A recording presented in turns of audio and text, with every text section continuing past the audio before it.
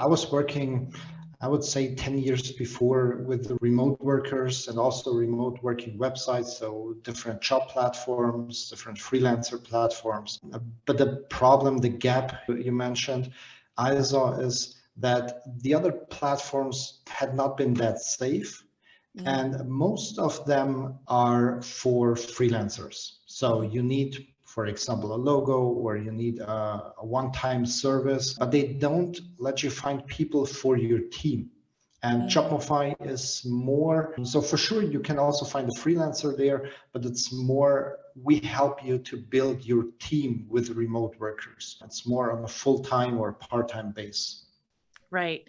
So that is the big differentiator, is that you're looking to help staff someone's team in a more full-time or ongoing basis, rather just one-off.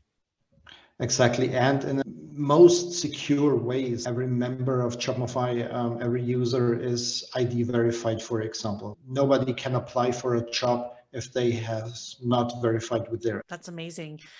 When did you start the business? We launched at September 2020. Yeah. So we developed around 1.5 years, and then 1.5 years later, we launched the business. So is this the business that you were able to do 10 million in sales within 14 months, or was that a different business? That was a different company of mine. So that was marketing agencies. I'm also in the e-commerce space, where we do e-commerce, PPC ads, Facebook ads, Instagram ads, stuff like that. And that had been the business where we reached. Amazing. I want to talk about all the things. So for Jobmofy, how many employees do you have with that company?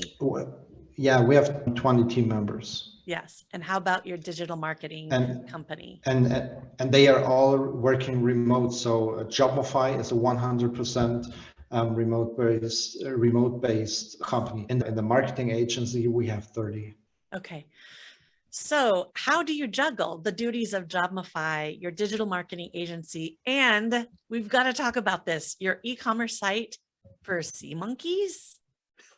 Yeah, I also own an e-commerce store. That's right. So you need to have a team. Most of the team needs to be A players, so really good stuff. And then you can delegate stuff. You need project managers. You can't handle that all by your own. So are you CEO of both companies? Yeah, I'm a CEO of every company. Okay, can we talk about the sea monkey situation? I need to know. If I don't talk about it, it's just going to be on my brain the whole time. So what is it? Sea monkeys are little animals that I know what a sea monkey is, but what is your business? Okay. Yeah, the businesses, we are selling them. So it's an e-commerce store, and we are specialized on sea monkeys, triops, and clam shrimps. So all the prehistoric animals. So it's not like an common aquaristic store. We are really specialized and focused on those animals who lived millions of years ago. And that is what makes us unique. And we're selling all over the world. What is the website for that? It's triopsking.com. Okay, really interesting. So how did you approach making the 10 million in sales within 14 months by only using Facebook and Instagram ads? Everybody's going to want to know your secrets, so spill it. Yeah, of course, everybody wants to know the secret, but it's mostly not a secret. I think you know that. It's a way of testing. It's a way of doing some risky stuff, spending a lot of money. So you're not doing 10 millions in sales with only spending $2,000. It's way more. But yeah, you need to have a proof of concept. You need to know your product is working, and then you need to try to make the best ads you can. So to really focus on the market. Who is your target audience? Who is your customer? How do they act? What they want to know, to listen, to hear from you. Give them a really good offer, and then test a lot of versions, a lot of ad copies, a lot of creatives, and then scale it. And retarget. Do a lot of retargeting, because to get the customer on the first time on your website, make him buy something, is the most costly part. So if you have them on your website, then show them retargeting stuff, give them a discount coupon for free shipping or anything like that, because they already have seen your logo, they already have seen your website. It takes so many impressions before someone makes a buying decision. So retargeting makes sense. Are you working mostly with products, physical products, or also services? But more and more we are focusing on products. But it's two different kind of businesses, because products is very hard to do because the margins are low. So you get something for $10 and you sell it for $30. You only have $20 for marketing and your stuff and shipping and all that kind of stuff. And for a service, maybe you're the guy who is selling your service, a coaching session, for example, and you sell that 2-month coaching for $10,000. So you have $5,000 for marketing, maybe. So that's way easier to market because you have a lot of more money to spend. And why then would you go more for physical products then? Because we're freaking good at it. Good for you. Yeah. Yes. So that's the reason for it. E-commerce is booming. We had the COVID crisis and all that kind of stuff, and people are going more and more on Amazon and e-commerce stores. Yeah. And what is the website for that business? It goes on my personal brand. It's benschneider.biz. Okay. I went to that website. Yeah. It's in German, so I had a little bit of a challenge. Yeah, that's true. It's in German. Most of my clients are from Germany. But if we do international stuff, mostly it came from Jobmofy. Yes, exactly. Wonderful. So I ask every entrepreneur this because it's so interesting. We hear about all the successes, right? That's what everyone touts. But what is right now your number one challenge in, let's talk about Jobmofy for sure, but for the other companies too. What is a challenge you're dealing with today? I would say, honestly, it's still the hugeness of the project itself. Jobmofy is a project you're competing with platforms like Fiverr and Upwork, who, for example, Upwork raised $900 million in the past 10 or 15 years. And Jobmofy is a self-finance project. So I spent multiple 6 figures from my own pocket on this project. And that's a huge challenge because we do not have that amount of marketing budget like the competitors have. And we are new into this market, and that's basically a huge challenge. You have to make the success happen, to convince all the companies that you're trustworthy, that you're doing a great job, that you're doing better than the big companies. But yeah, that's maybe for every startup a challenge. Are you looking for venture capital? Or are you trying to stay away from that? Until today, I'm trying to stay away from that. Yeah. Because the reason for this is because I think in 1 or 2 years, the platform will be way more worth than today. So, and are you building it to sell? Would you look for a great exit from a competing company? It's not built to sell, but it's definitely a case for such a platform that someone is coming in 1, 2, 3 years and say, hey, there's a lot of money, I'd like to buy it. So definitely. And then on the flip side, for Jobmofy, what is your number one strategy for growth that you're focusing on this year? What are you doing to grow it? Yeah, we do PPC ads. This strategy, by the way, is something. PPC is pay-per-click. Yeah, exactly. You pay that someone clicks on your ad, or that your ad will be shown in front of someone. But that's basically a strategy I do for every e-commerce client, for every coaching client. You do pay-per-click ads on Facebook, TikTok, Instagram, YouTube, Google ads. But on the other hand, you need to have a PR strategy. So try to be on blogs, try to be on magazines, newspaper. If it's possible, try to get on stages, have an own YouTube channel, have an own TikTok channel, kind of like that. For example, just a small example, on our Triops King e-commerce store, we have on TikTok millions of views on our videos.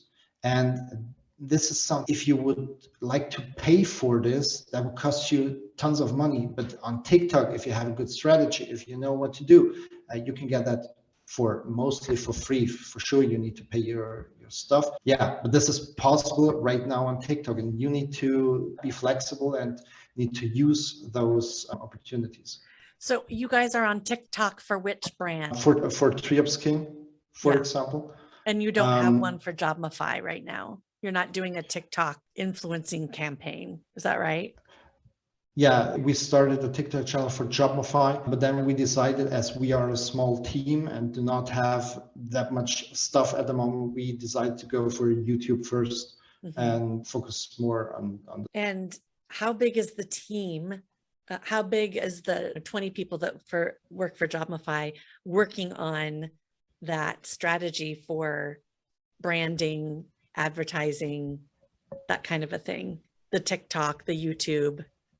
Yeah, I would answer this with the team of my marketing agency, but this is because they are helping the Jobmofy team. We have 5 people who are caring about content strategy, who are analyzing the data and making the strategies on which channel we should go and which channel we should focus, because maybe you are on 5 channels, but maybe you should focus on your podcast or anything like that. And so the team doesn't have to be that big, but if you are doing all by yourself because you are a solopreneur, for example, that's where I'm coming from. I've done that all by myself. That's okay, as long as you don't have much customers or clients or any other work to do.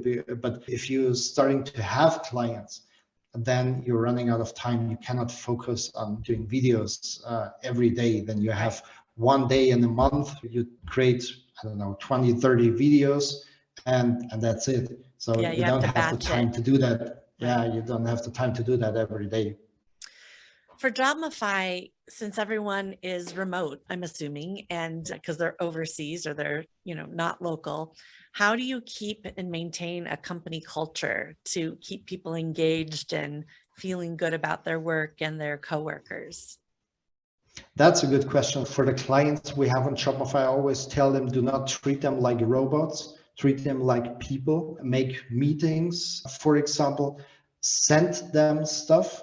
For maybe they are happy, they are from the Philippines or India or countries like that. They're happy if they get a t-shirt from their company they are working in, for example. Maybe pay them a little extra, maybe $50 if it's Christmas or anything like that. When they have birthday, and always set goals together. You need to show them a vision, and everybody needs to be with you on that vision. So you need to give a goal. For example, this year we want to reach blah, blah, blah.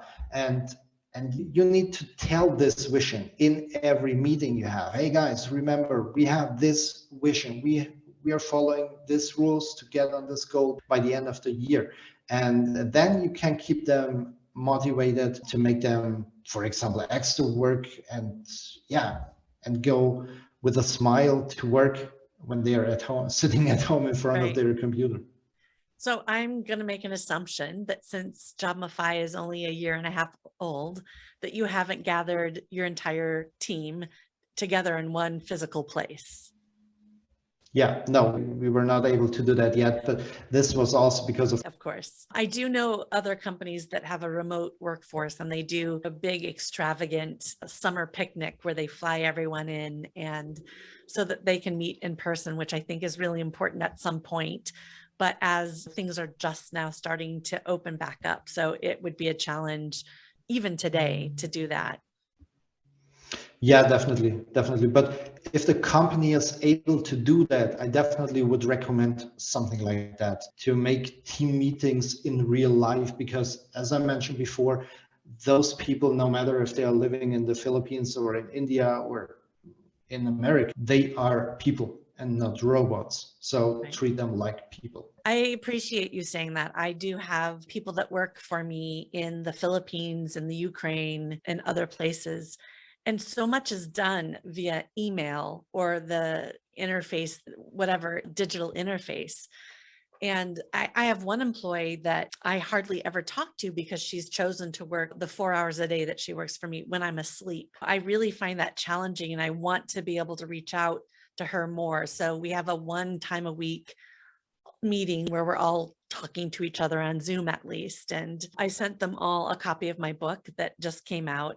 I'm not sure if it's reached them yet because it takes some time to get across the world, but it is a challenge. And to remind yourself that these are people and not just bots answering emails is really healthy. Is there anything else that you wanted to share with our listeners? Our listeners are people that do $1 million or more in revenue and have a team of employees. Yeah, definitely. If you haven't tried yet, you should try to work with the remote workers from the overseas, because not only because they are way cheaper than people from the US or from Europe, but also they are doing excellent work.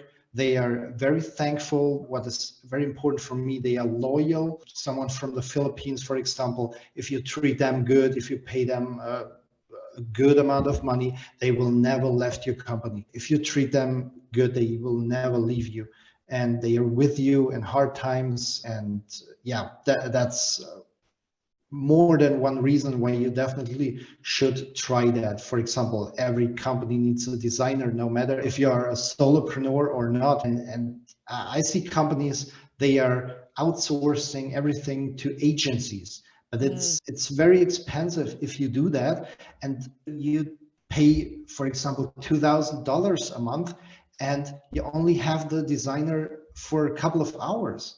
But for $2,000, you can have 3 designers from the Philippines working full time for you, Yeah. and they are happy and thankful. And for example, on Jobmofy, we have a cartoonist who is drawing cartoons and stuff for social media. And this is something you can afford for your company. You don't have to outsource. That's way more expensive than getting someone for your team.